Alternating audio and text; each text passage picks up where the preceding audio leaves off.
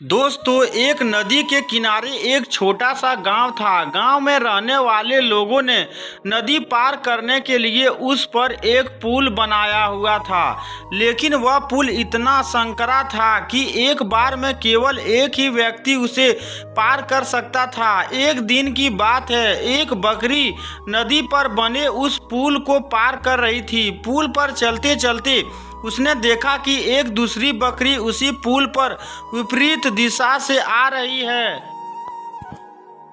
कुछ ही देर में दोनों पुल के बीचों बीच पहुंच गई।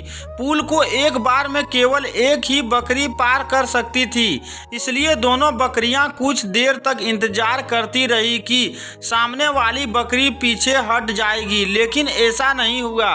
दोनों में से कोई भी अपनी जगह से नहीं हिली, बल्कि अकड़ कर खड़ी रही। तब एक बकरी दूसरी बकरी से बोली, तुम मुझे जाने का रास्ता दो, क्योंकि मैं तुमसे बड़ी हूँ। इस बात पर दूसरी बकरी हंस पड़ी और बोली होगी, तुम मुझसे बड़ी, लेकिन मैं तुमसे कहीं ज़्यादा ताकतवर हूँ।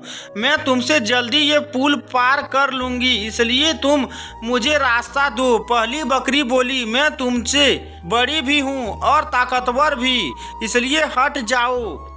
कुछ देर तक दोनों में इस बात पर बहस होती रही कि दोनों में कौन ज़्यादा ताकतवर है। फिर बहस लड़ाई में बदल गई। दोनों अपने सींगों से एक दूसरे पर वार करने लगी।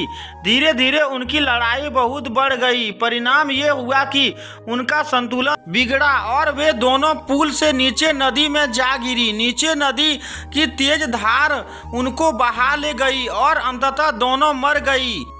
कुछ देर बाद दो और बकरियां विपरीत दिशा से उस पुल पर चलते हुए आई और बहस करने लगी कि कौन पीछे हटेगी और कौन दूसरे को रास्ता देगी। इस बार एक बकरी ने समझदारी से काम लिया और कुछ देर सोचकर दूसरी बकरी से बोली, ये पुल बहुत संकरा है, इसे एक बार में कोई एक ही पार कर सकता है। यदि हमने लड़ने की मूर्खता की तो नदी में गिरकर अपनी जान गवा देगी।